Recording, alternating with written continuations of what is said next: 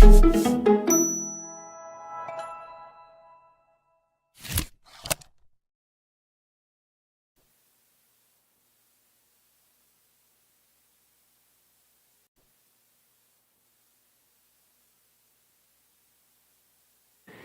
established that chiropractic depends upon deductive reasoning, we have to investigate any possible shortcomings in our deductive reasoning. We were very generous in finding all the mistakes and shortcomings of inductive reasoning. Now let's be equally honest with ourselves, equally generous in investigating our own system. Deductive reasoning is going to fail miserably if your major premise is wrong. Deductive reasoning starts a priori, without anything before it, from a total assumption of truth. We say, this is true, therefore that must be true. And it necessarily follows that the next thing is true, and so we go on from line of logic to line of logic. The shortcoming is, first of all, that if your major premise is wrong, then everything is built upon quicksand. And the whole thing collapses. You go through life kidding yourself. So we must be absolutely certain that we totally accept the major premise. The second possible shortcoming is that having established a major premise, it's possible then to go through false logic and fool ourselves. So now we fall back on inductive reasoning to constantly check our references, check back on ourselves and make sure that we haven't gone astray. So we haven't rejected the scientific method, we've just put it in its place. We use it, as I feel it should be used, to check the logic of our own thought processes, not to depend upon other experts to tell us what is truth. When somebody shares an idea with us, we immediately form a judgment as to whether it's valid or invalid. When you talk chiropractic with somebody, they either accept or reject what you're saying. The method by which they form the judgment is to examine this new idea in comparison to all of the things that they now know to be true. If everything you're sharing with them obviously disagrees with a known truth, then it must be false. Unfortunately, they don't always check the truth against which they're checking the new idea. In other words, they're measuring your chiropractic or your ideas or your logic not against a known truth, but against a belief or a superstition, something that they have always thought to be true. All right, let's go back then to our major premise. In chiropractic, the major premise, the total assumption a priori upon which all else depends, is that the universe is organized, and were it not organized, it couldn't exist. Last week we spent considerable time showing how atoms could not exist if there were not organization of energy. Atoms, in fact, are organized energy. All of the material things that people so worship, every particle of matter, is in fact nothing but energy. It exists as material substance only because the energy is organized into little packages which we call atoms. And if they are organized, says chiropractic, then there must be intelligence, because only intelligence knows how to organize. And this is the point where I said last week, think this through very carefully. If you buy this, you're hooked. You're stuck with our major premise, and therefore everything else is going to make sense, if you will agree with me that there's no such thing as organization without intelligence. So think through your own mind. If you can find any example of anything being organized without intelligence, then you're entitled to not only shed chiropractic philosophy, but share it with the rest of us, and maybe we'll all go back and become superstitious instead of depending upon reason and logic. We then went on to say that from this major premise that there is a universal intelligence in all matter, living matter has a different manifestation of intelligence. Not higher than, not lower than, but different from the intelligence which maintains matter in existence. Matter maintains itself in existence by organization. Living matter not only is organized, but it reorganizes itself, a sign of ongoing, continuous intelligence that inanimate things don't demonstrate. We talked about the intelligence of any living cell that reorganizes its substance in response to a change in its environment so that it can survive. The scientists tell us that adaptation is the prime proof of life. When a thing can adapt, it is alive. Adaptation is just another way of saying reorganizing physiology, reorganizing chemistry. The living body reorganizes itself and survives. A dead body does not reorganize itself. It does not survive. We went on from there to point out that life is defined in chiropractic, and here I've made a slight change from the way the original textbooks were written. Originally, chiropractic philosophy stated life is the expression of intelligence through matter. But we've already seen that all matter expresses universal intelligence, whether it's life or not. Dead matter expresses universal intelligence. So to make things more clear, I've taken the liberty of making one small change and redefined life for purposes of logical discussion as the expression of innate intelligence through innate matter. We've said that innate intelligence is that part of universal intelligence which exists within the living individual to nurture and protect that individual, to keep it alive, to reorganize it. We could come up with many different definitions of this term innate intelligence. Obviously, it can't be defined. People try and define universal intelligence. In order for you to define something, you have to bring it down to terms that you can understand. You have to make it less than universal. The same is true with innate intelligence, because innate intelligence is an intangible. It's not a thing. It doesn't exist. And here we find problems with chiropractors finding it difficult to express themselves. Of course it's difficult to express intangibles. Certainly you can't describe innate intelligence, and any definition that you give of it is going to have shortcomings. So we need to give it several definitions and discuss it in several different ways to understand what it is. The first thing we want to say is that it has no location, no physical, tangible presence. It does not have weight. It does not occupy space. And it does not travel from the brain over nerve pathways to all parts of the body. Innate intelligence is not a thing living up in the brain. It's not a thing at all.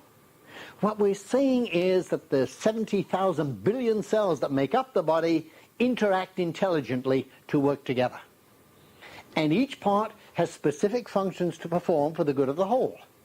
The heart does the job of a heart. The liver has the job of a liver. Which is better, a heart or a liver? Can you imagine the organs of the body arguing the way people argue as to which one is doing the most work and which one is more important? And there's the brain sitting up there giving orders and doesn't do a damn lick of work all day long. Here's these poor muscles working hard all day, and the heart is giving its best, never ceasing for a moment, and the brain just hangs out and does nothing except give orders. You know, there's an argument in the body as to which was the most important organ. And each one made its own claim as to, oh, you heard this one, huh? You listened to my other tapes, huh? For those who didn't, the argument went on as to which was the most important organ. And the heart said, look, if I quit, you're going to drop dead. And the liver said, yeah, well, if I quit, you're going to drop dead. And the eyes said, if I quit, you're going to walk into things and get killed. And so it went on and on and on. And finally, the rectum spoke up. Said, I'm sick and tired of all this arguing. I'll show you what I'm going to do. I'm going to quit. And the rectum quit working. And all of a sudden, well, not all of a sudden, gradually, the body began to get clogged up and poisons, the eyes became bugged, and the heart began to slow down, and the body is dying until everybody's ready to cry uncle and admit that the rectum really was the boss. And sometimes to be a boss, you have to be a bit of an asshole. Yeah. All right, so here we have this innate intelligence whose job is to run the entire body, interact all of the cells together. That's what it is. It doesn't live anywhere. It's not a thing. It doesn't have a physical presence. You could cut open a cell and you'd never find it because it isn't there. It's not a thing. It's whatever ability the body expresses to reorganize itself. It is a part of universal intelligence. How do we know that? How do we know it's a part of universal intelligence? That's easy. We made up both words. We made up the term universal intelligence and said that describes all the intelligence in the universe. Therefore, anything else that is intelligence is a part of universal intelligence. The innate intelligence has certain characteristics, though. It exists only within a living thing, and this by definition. The purpose of my innate intelligence is to run my body. It is aware of the physiology of my body at all times. It is aware of every physiological need of my body. It knows nothing about your body. You have your own innate intelligence. Now we hear chiropractors again misusing language. They wish to communicate that sometimes there's a special communication between two human beings. Or when they say that's an innate to innate communication. No, it isn't. There's no such thing as an innate to innate communication. The purpose of innate intelligence in my body is to run my body. You have an innate intelligence whose purpose is to run your body. Let's go back to the physiologist Cannon's phrase. He talks about the wisdom of the body. The wisdom of my body doesn't give a damn about your body. If I have compassion for you, that's a totally different function of my mind. If I have some mysterious connection with you through the cosmos or through love or through universal intelligence, let's call it something else. Our intent here in chiropractic, especially with our deductive reasoning, is to express optimum logic. There is no such thing as logic if you use one word to have two different meanings. The most important rule of logic is define your terminology. The term innate intelligence must mean only one thing. Now, who the hell am I to say what that one thing is? Why isn't your definition better than mine? Simply because those who laid down the philosophy of chiropractic, B.J. Palmer principally, set forth his definition of what this term means. He made up the term. If I make up a game and I call it baseball, and I set down the rules and say this is baseball, you could come along 10 years later and say, look, you've got this game all wrong. You're supposed to play it on skates, on ice, and you use a puck, and you may be describing a wonderful game, but if you call it baseball, don't you see how confused everybody's going to get? Let's use this term innate intelligence just the way B.J. Palmer set it forth. And when we start talking about other things like cosmic consciousness, this mysterious union between a mother and child where the mother will awake during the night knowing that the child is ill when the child is in another country. And there's so much documented evidence of this kind of thing.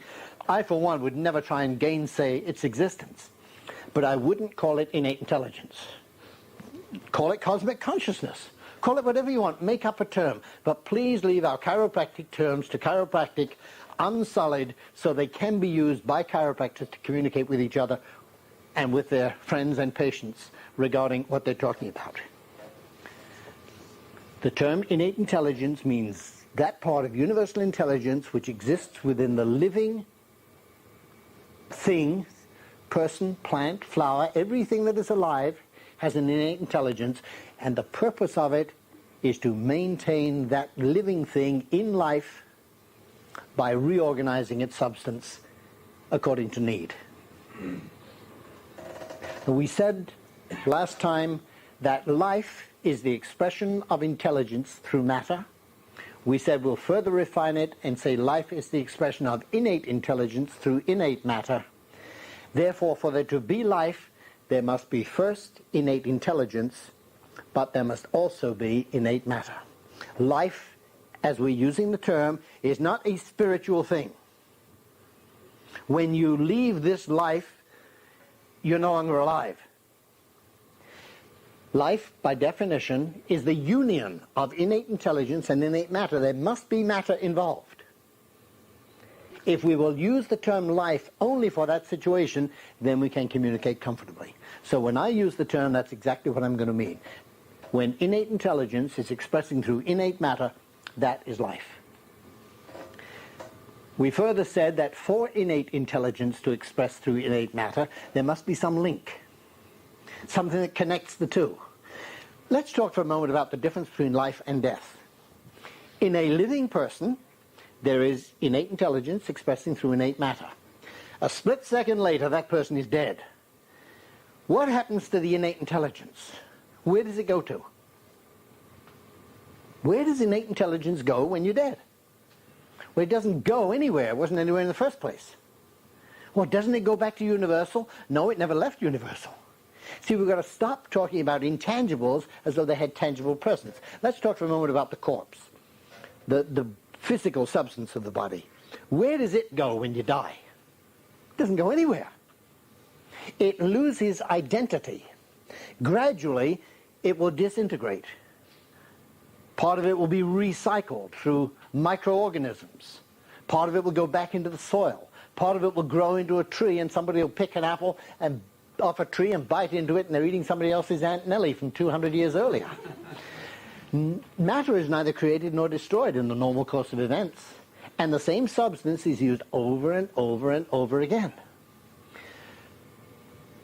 Well, what makes it you? What makes you you?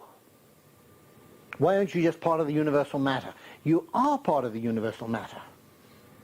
And one day maybe that's all you'll be. But right now you're a specific identifiable part of universal matter. That part which is being organized by an innate intelligence. It is the innate intelligence which gives your matter identity. When the material and the immaterial separate, neither one disappears, but identity is lost. Let's explain it this way. Let's take an empty glass and dip it into the ocean. Now the ocean has no shape. It's formless. Water finds its own level. You take a handful of water, a glass full of water out of the ocean and pour it over some rocks and it separates and disappears. Eventually it'll evaporate and it's all gone. But as long as I dip in the glass and hold the ocean's water, the water takes the shape of the glass. And as long as those two are united, the water has an identity. It's no longer some water, it's this glass of water. That's life. When you smash the glass, the pieces of glass shatter. They're not out of existence, they've just lost their shape. They've lost their identity. And the water, too, has lost its shape, it's lost its identity. Eventually, it'll all evaporate and come down as raindrops. It's constantly used and reused, and that's how it is with innate matter and innate intelligence. The label for innate matter and innate intelligence gives us identity. It means that those two are united in life. Out of death. The innate matter is still there. The innate intelligence is still there. We've changed the names of them now. Now we're going to have to call that one universal matter, that one universal intelligence. Why are they no longer linked? What is death? It is a disconnection between innate intelligence and innate matter. When they are connected, there is life. When they're disconnected, we call it death. Which means there must be something, some presence, some word that we need. That's what we need. We need a word to describe the union between innate intelligence and innate matter. And by some sheer luck, B.J. Palmer came up with a word or a term to describe this connection. He called it innate force or innate energy. He used the term innate force. Modern language tends to use energy rather than force, but the two words are interchangeable. Now, innate energy could very easily be defined. Let's pause for a moment, back up, and define again innate intelligence in a different way. Let's say innate intelligence is that intelligence which organizes and reorganizes your innate matter. What is innate matter? That universal matter which is being organized by the innate intelligence. Innate force, then, is that part of universal force which is connecting innate intelligence with innate matter. Is there really such a thing? Not really. That's not a tangible either. But it is definitely a force. It's an energy. Something that disappears. When the corpse becomes a corpse, the electrical energy seems to have disappeared. One of the differences between a living person and a corpse is measurable electrical energy. In fact, today this is a very important legal point to determine when somebody is alive and when somebody is dead. When organ transplants became commonplace, it became very important to know when somebody was dead. If you wait too long after death, the transplant doesn't work. If you grab the organ too soon, you're killing somebody. became a very important legal and medical point to establish the instant of death. Now, years ago, death was determined very easily. When you stopped breathing, you were dead. And I hate to think how many living people were buried that way. There was a time when people were buried with a piece of string in their hand. The string going through the coffin to a bell on the top. Should they wake up on the trip to the cemetery, they could ring the bell and be saved. It was to prevent people from being buried alive. Then they came up with embalming, which solved the problem once and for all. Very few people came back after that. But the point is, the determination of when people were dead was made by holding a mirror in front of their mouth to see if it steamed up. Now, we know very well today that people can stop breathing for a considerable period of time and not be dead. Then they said, well, when your heart stops, you're dead. And everybody accepted that for a while, until now with CPR. People can have their heart stopped for a while and their breathing stopped for a while, they can still come back. Were they brought back to life? No, they weren't dead in the first place. What then is the determination of death? And science and the law have now adopted together their current definition. They said death occurs when all electrical activity in the brain ceases. Death occurs when death has occurred when all electrical activity in the brain has ceased. As long as there is electrical activity in the brain, you are alive. It's very important for determining people who are plugged into machines. Should we pull the plug? Should we not pull the plug? Are they alive? Are they dead? As long as the brain is communicating electricity. And this is the key. Electricity is a universal force.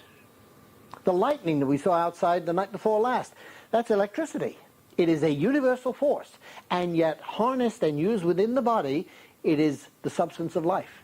It is the connection between innate intelligence and innate matter. It is the means by which the innate intelligence uses the brain to communicate with the body's parts. And this connection is the third part of the Triune of Life. We started to talk about this in our last session. The Triune of Life consists of innate intelligence to express through the innate matter, the innate matter which is being expressed by the innate intelligence, and the innate energy or innate force which unites the two. For now, I just want to talk about the electrical energy. Although there are other energy forms which must be discussed, there are other energy forms which exist but are outside of the concern of chiropractic, and there may even be other energy forms which nobody even knows about. Chiropractic is concerned with the electrical energy which the innate intelligence uses to operate and reorganize the innate matter. And for the sake of a label, we call that innate energy. What is it? Any universal energy adapted by the innate intelligence for use within the body. Let's talk for just a moment about universal forces. The forces of the universe can be very dangerous. Lightning we talked about, storms, tides, tidal waves, hurricanes, just the rain, just the power of the sun, the heat of the core of the earth. Universal forces are extremely powerful and have the capability of destroying structural matter. Why? Because they are unadapted. Some chiropractic students have a problem. They say, why would universal intelligence destroy living things or structural matter? Isn't the purpose of universal intelligence constructive? Yes, the purpose of universal intelligence is constructive, but like urban renewal, sometimes you have to tear down the old to build up the new. In the metabolism of the human body, there are two sides to the cycle, anabolism and catabolism.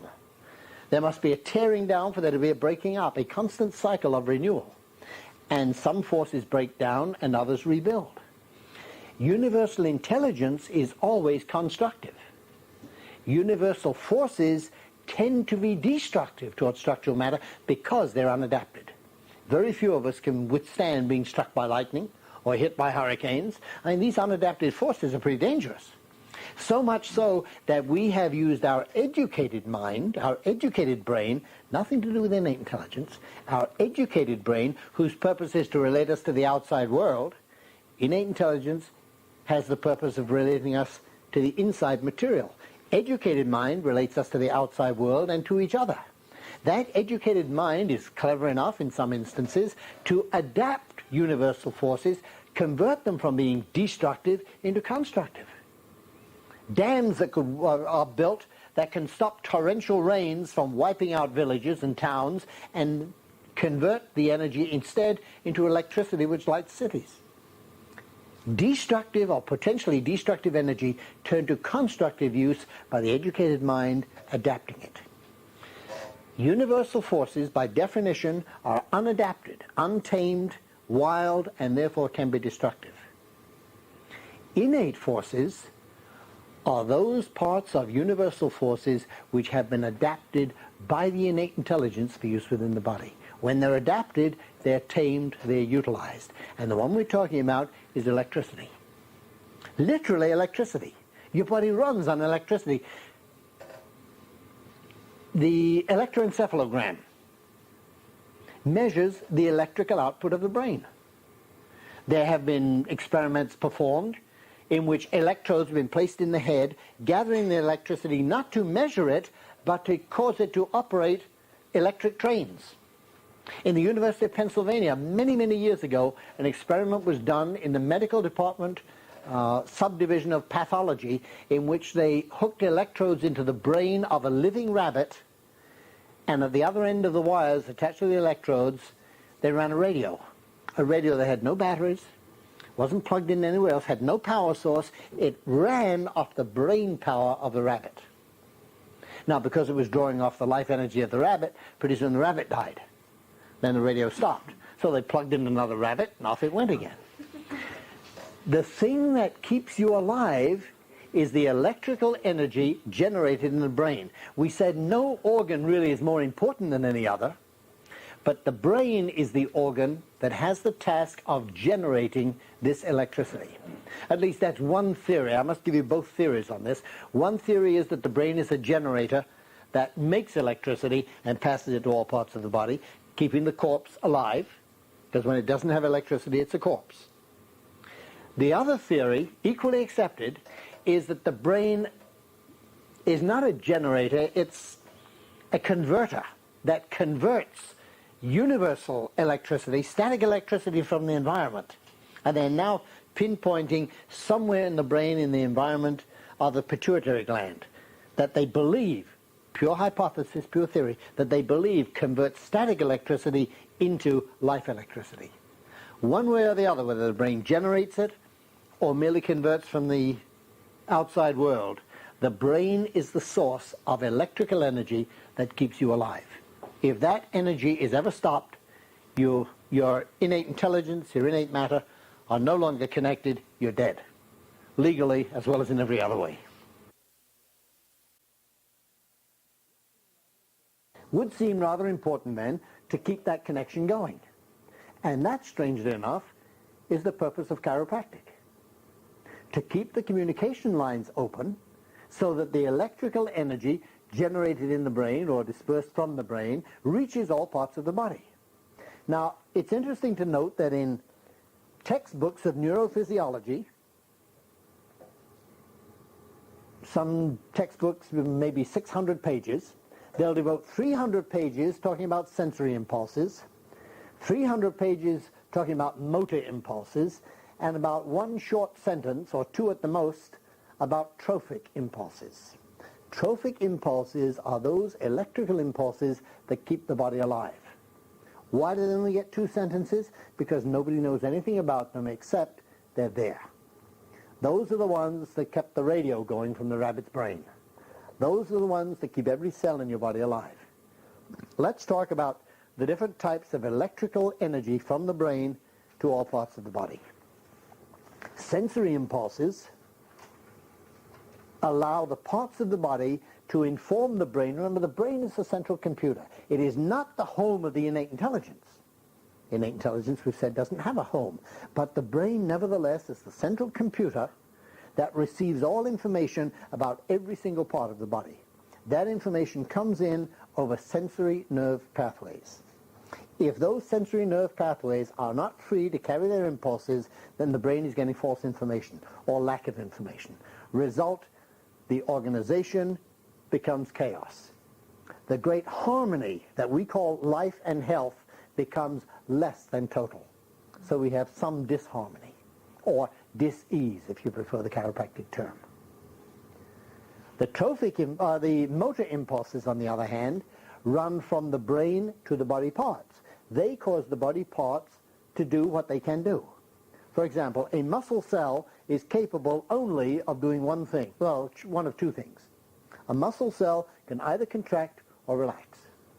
And if the body needs insulin, the muscle cell can only contract or relax. Yes, but I need insulin. And the muscle can only contract or relax. When it receives an impulse to operate, it contracts. When it receives another one to stop operating, it relaxes. Every single part of the body is controlled just that way. It receives an impulse to function or an impulse to not function, according to the information that the brain has received. So now we see a two-way system. Information coming into the brain, judgment being made by the brain, by the computer, and the brain then ordering the different parts of the body to perform their function. You decide, and you can decide all kinds of idiotic things. You can decide to smoke a cigarette. You would think the innate intelligence wouldn't let you do that. It has no choice.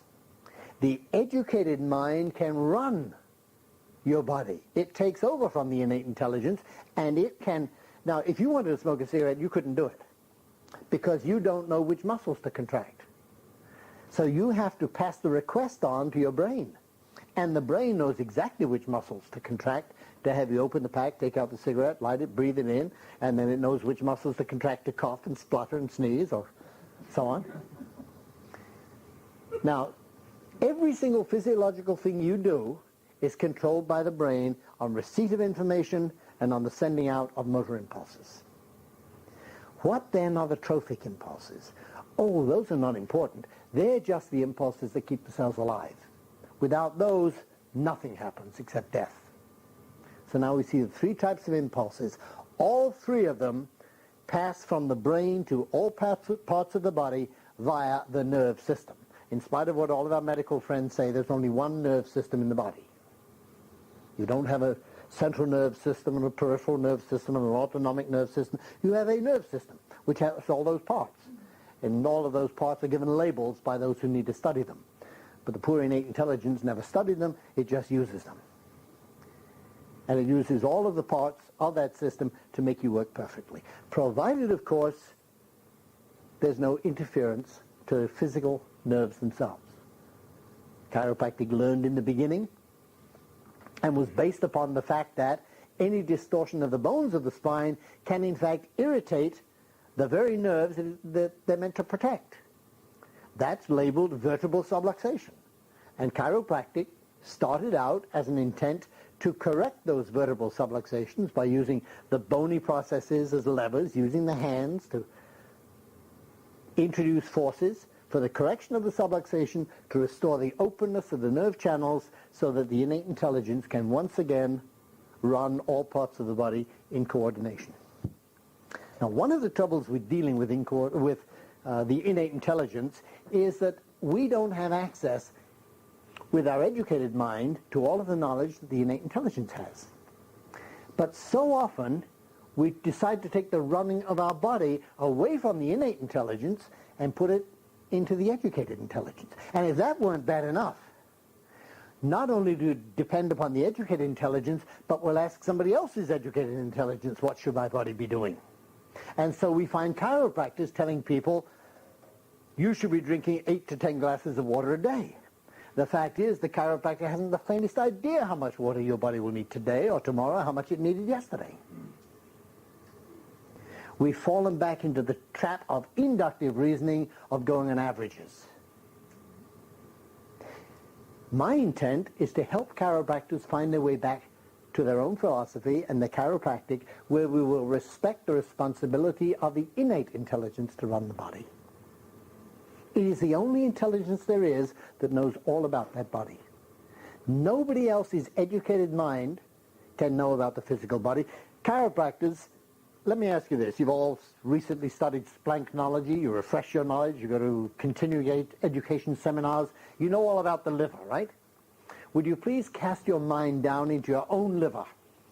Think about your liver. Pick out any cell you want. And you tell me, what does that cell need to do right now to increase or decrease its function? You don't know? Then how do you know about somebody else's liver? How dare we make suggestions to other people about what their liver should be doing when we don't even know about our own? The job of chiropractors has been, and as far as I know always will be, to work for the opening of the nerve pathways by keeping the vertebrae free from subluxation, so that the innate intelligence, which does know about the liver, can keep that liver and the heart and spleen, the kidneys and all other parts functioning for the good not of themselves, but for the needs of the rest of the body, the total harmony within. And this whole package of information is what we have called the Triune of Life. The purpose of chiropractic, then, is to maintain the uninterrupted perfection of the Triune of Life. The perfection being 100% innate intelligence using 100% of innate force to express through 100% of innate matter. Let's talk about these percentages. We've said that the innate intelligence, it has no tangible presence. How do you measure how much of it there is? You chiropractors, when you see a patient, how do you know how much innate intelligence they have? Answer's easy. There is no such thing as a partial innate intelligence. The only way you can describe innate intelligence as part of the intelligence of the universe is that it is its own perfection. It is as great in a newborn infant as it is in somebody who's gone through 20 years of college. It is as great in the moron as in the genius. It is as strong and as great as it has ever been all the way up to the moment of death. The only thing you can say about innate intelligence is either it is there or it is not. If it is there, the person is alive, or the thing is alive. The plant, the animal, the insect, the bacterium, anything that is alive has the purpose of survival. And that purpose of survival is achieved by reorganizing its own chemistry and its own physiology, and that is accomplished by the innate intelligence. Let's say a body has been eaten away by disease and there's very little left to work with. There's very little physical body left to work with, but the intelligence is still 100%. You can't have a percentage of universal perfection. So we can only describe innate intelligence as perfect. Chiropractors do not try to improve innate intelligence. They don't talk to it, they don't ask it favors, they don't pray over it, they recognize that it is all of the perfection there is. It has no capability of being anything but perfect. It's immeasurable, except to say that it is 100% of what it should be all of the time. Innate matter, on the other hand, can be less than 100%. It's very easy to get a finger chopped off, an arm chopped off, or lose an organ through surgery or through disease. What's left is no longer 100% perfect.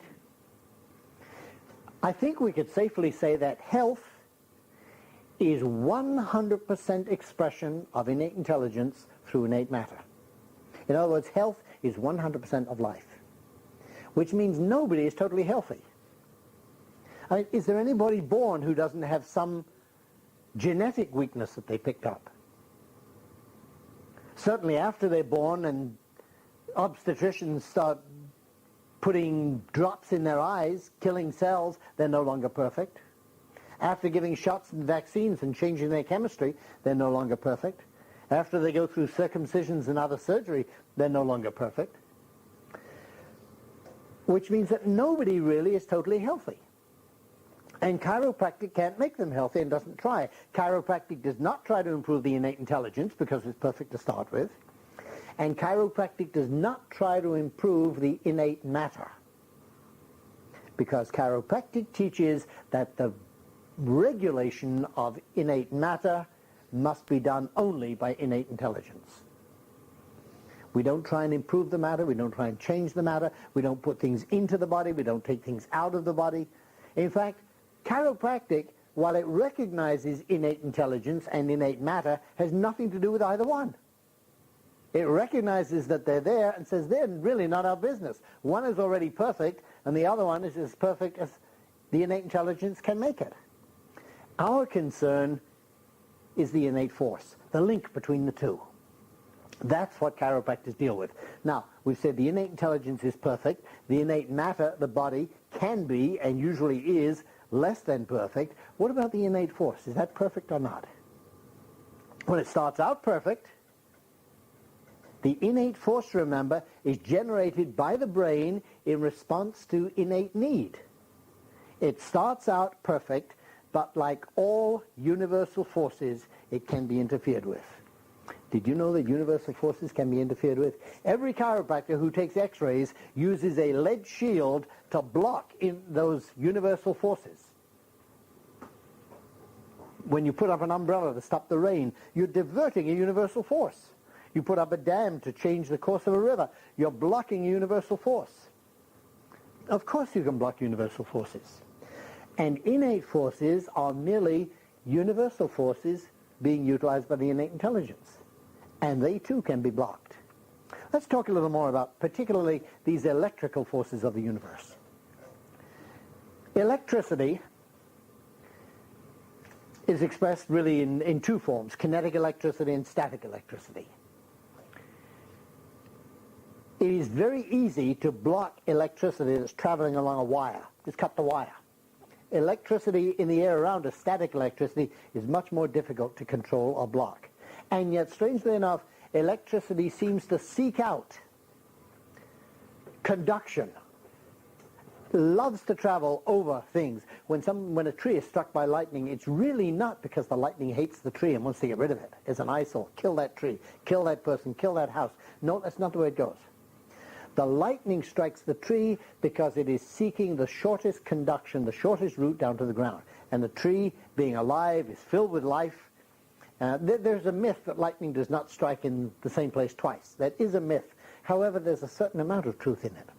Lightning very seldom strikes the same tree twice because the first time it usually kills the tree.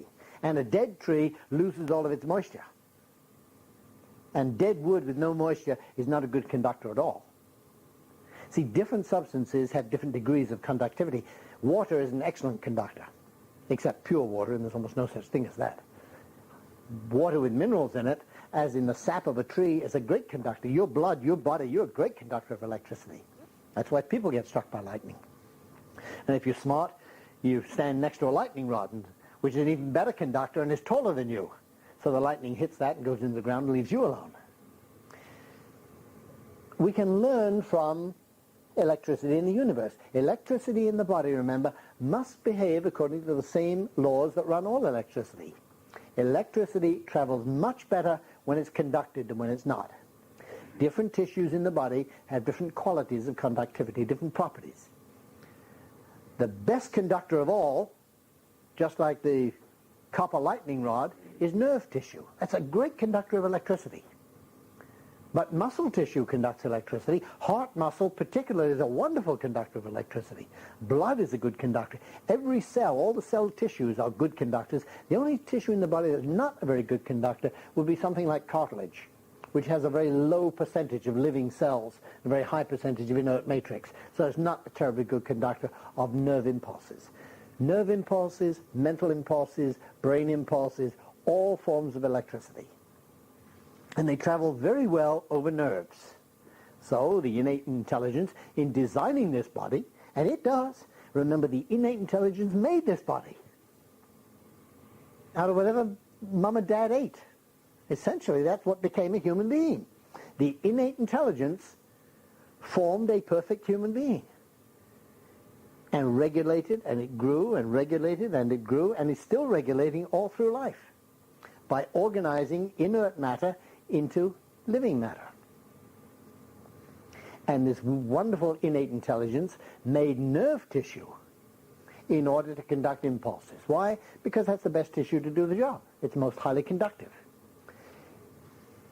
And nerve impulses, and I'm mentioning this for those people who are obviously not trained chiropractors who are in the room or listening to the tapes, nerve impulses start out from the brain traveling over nerve tissue, down the spinal cord, out through the spinal nerve roots, and then through nerve tissue. But not every cell in the body has its own private nerve supply. There are red blood cells going through the bloodstream. If they had a little nerve end attached to them all the way through, they get tangled up like spaghetti. But if the trophic impulses keep cells alive, how do they get to the red blood cells, or the white blood cells, or the sperm cells, or any other cells that move freely through the body and can't have a little nerve trailing behind them? Well, fortunately, the blood serum itself and all the intercellular fluid and the intracellular fluid are all very highly conductive. So the trophic impulses are able to be transmitted over the nerve pathways until the nerves end, and then they're transmitted through adjacent tissues. And most of the motor or the motor function of those cells which don't have a direct nerve supply of their own, most of that is attained chemically. God, this innate intelligence is smart. You see what it does? It'll take cells that respond to a certain chemical and then send a nerve impulse to a gland that makes that chemical. And the chemical is secreted into the bloodstream, and now the cells have to do what that chemical forces them to do. They're controlled indirectly by innate intelligence rather than directly. And this is the way the body works. But as we saw in electric wires that carry electricity, those electrical wires, when cut, become worthless. The messages don't get through. And the same is true in the body. If we cut a nerve in the body, the organ at the other end of that nerve, A, is not going to get its motor impulses so it can't function properly. B, it will not be able to communicate back with the brain. And C, it's going to lose all or part of its trophic impulses. It may pick up part of its trophic impulses that are circulating through the blood and the other tissues, but the direct impulses from motor and sensory function don't get through, and the organ or gland just doesn't do all of its job. Sometimes it doesn't do any of its job. Sometimes it just rots and dies. Now, in chiropractic, we're not concerned with cut nerves. A vertebral subluxation doesn't cut a nerve, but it does alter the nerve. And it alters it by altering its environment. We're now coming to a crucial physiological point which is essential to understanding chiropractic. And that is that structure is always related to function. The structure of the nerve and the surrounding tissue are made by the perfection of the innate intelligence to serve exactly what they needed to serve. If you alter that structure in any way, you've made it less than perfect. You cannot improve upon perfection. Now, we are assuming that the innate intelligence is perfect. Remember, the innate intelligence created this body out of ham and cheese sandwiches and literally recreates it every second of every day out of the same thing, or I hope a more varied diet than that. But the tissues that are made exactly perfect for the needs of the body. Their shape, their size, their location, everything is perfect. When you alter the body in any way away from that perfection, the only thing that you can have left is imperfection. The vertebrae of the spine are constructed not all the same. Every single human being is different. But each person's spine is created by his or her innate intelligence with its own perfection to protect and guard that particular nerve system, not somebody else's. If you had an identical twin brother or sister and you could switch nerve systems, you'd both be dead. Each one is made just for itself. There's no such thing as symmetry in the human body. Just, again, look at the person next to you. See how different they are? They're just as different on the inside as they are on the outside. If we were to take a photograph of your face and cut that photograph in half longitudinally, sagittal section, and reproduce the left half twice and put it side by side, you wouldn't be able to recognize yourself. That's how different your left side is from your right. And the same is true in the bones of the spine. Your bones of your spine are made perfect for your body and your nerve system. The bones of the spine fit together with their own special perfection, and if anything ever alters that perfection, then the result is imperfection. It's not pinched nerves, it's not cut nerves. It's merely when you alter the structure, you alter the function. The function of the nerve was designed perfectly for that body. You alter the structure in any way, you have imperfect structure, which results in imperfect function. The job of chiropractic is not to put the bone back where it belongs, and we're going to get into this in great detail in later talks. The chiropractor doesn't know where the bone belongs. It is the job of the chiropractor to restore to the innate intelligence control over those vertebrae, so that the innate intelligence can relocate them and constantly change the relocations as needed. The job of chiropractic is to put the innate intelligence back in control of the body, not to improve upon the body. No chiropractor is arrogant enough to try and improve upon nature. We merely want to restore the running of the innate matter back to the innate intelligence which is supposed to be running it. Our concern is with the innate force, so that it can flow freely again. It's not the innate intelligence that flows, but there are electrical forces that flow over those nerves. And much has been made of a chiropractic slogan that says chiropractic gets sick people well. Of course, that is nonsense. The only thing that gets sick people well is their innate intelligence reorganizing the innate matter as best it can. And it does that again and again and again, constantly adapting, constantly changing. There is no guarantee that when all nerve channels are free, that the body can be totally repaired again. There is such a thing as permanent damage. Remember, the innate intelligence is limited in what it can accomplish. And it's limited by the matter through which it can express. If the parts aren't there, what is the innate intelligence supposed to do? Well, why doesn't it make new ones? It made the last ones. Yes, but there must be certain things there. The human body apparently does not have the ability to grow another arm. You chop the tail off a lizard and it'll grow another one. And he doesn't need his tail nearly as much as I need my arm. How come I can't get another arm? I don't know. But we have to recognize those universal laws which govern things, and as far as we know, well, I'm not prepared to say definitely, but as far as we know, human beings do not have the ability to grow another arm. We have found out that sometimes if you stick the old arm back, the innate intelligence has the ability of making a pretty good union there and getting it working again, if you can do it fast enough. But the job of the chiropractor is merely to supply universal forces by which the body is going to readjust the position of its own vertebrae. It is not the job of the chiropractor to make adjustments. It is the job of the body to make adjustments using the forces supplied by the chiropractor. So now we have to talk about a different kind of universal force. We have to talk about kinetic force rather than electrical force. And that will be the subject of our next discussion.